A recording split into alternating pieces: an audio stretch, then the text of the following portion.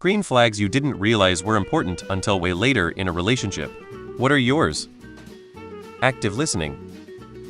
Being able to bring up concerns or issues in the relationship in a kind and assertive manner, making each other feel welcome and included in situations that might cause some anxiety, like meeting friends and family. I went on a company picnic with an ex who is still a very close friend. He introduced me to everyone and included me in their conversations, so I didn't feel like a complete outsider. We broke up because I want kids and he doesn't. It was a healthy breakup and we both hope the other one finds someone more suited to their future goals in life.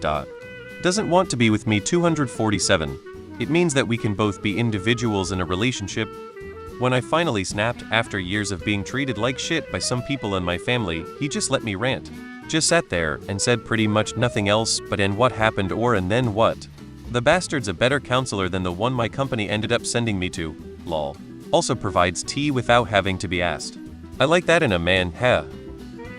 I always knew good communication between each other was a good thing. That's like one of those obvious things everyone knows. But I didn't realize until later just how important it really actually is. That shit can't be underplayed at all. Good communication between each other makes everything across the board so much easier. Consistent communication. Being able to at least understand the other's perspective. There is no need to have exact same opinions, but you have at least comprehend why the other is doing what he is doing. Being considerate of your feelings and needs. Loyalty regardless of issues going on between you. They smiled at me even when I wasn't saying or doing anything that warranted it. Being patient with you when you're in situations that are new to you. I hadn't noticed before because my family and background is very much about toughing things out, but when he takes an extra minute or two to make sure I feel comfortable, or lets me just sit in my thoughts for a moment when I'm somewhere new, it makes all the difference. He's not behaving like I'm weak or incompetent. He's letting me take it in and decide how I want to go forward because he respects me as a human. Showing that they love you through actions instead of love bombing. Sharing past experiences and how traumatic some things in your childhood was at an early stage of a relationship isn't dumping your trauma on someone. And if the things you experienced line up with your character traits that you directly communicated and flaws, you're basically giving me the fucking manual how to love you and where I need to direct my focus on to make you feel safe and give reassurances about how it's not really an issue. Doesn't belittle, ridicule, or dismiss your interests to your passion and enthusiasm for those interests. This isn't connected to a relationship specifically, just something I've learned to internalize over the years and not just in the context of romantic relationships. It's important that friends and family don't do this either.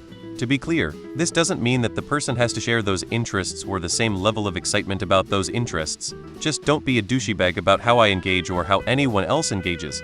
This is particularly important to me as an autistic person. He had female friends and male friends. There are a lot of men who don't have female friends because they don't see women as equal human people. And there are a lot of men that are so emotionally stunted they don't even have male friends. Not raising your voice ever, even in arguments and fights.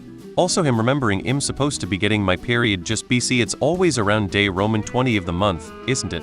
I was flabbergasted he just noticed and remembered that. Not in a relationship, but as we were starting out he wanted me to meet his friends, and was very upset I wouldn't because I've never had someone actively trying to let me into his life. I was genuinely freaked out. Liking the same terrible movies. Shared cringe is true love. Doing little things for each other without being asked or expecting something in return.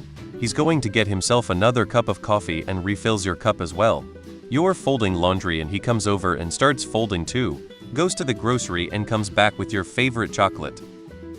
If someone has a healthy social life outside the relationship, I hadn't, so that only relied on me, no friends, no effort to make any either, and it sucked the life out of me over time. Dating someone who makes the effort to maintain friendships, has their own hobbies, and generally has a life outside of couple is a breath of fresh air. Independence is sexy because they don't need me. They want me,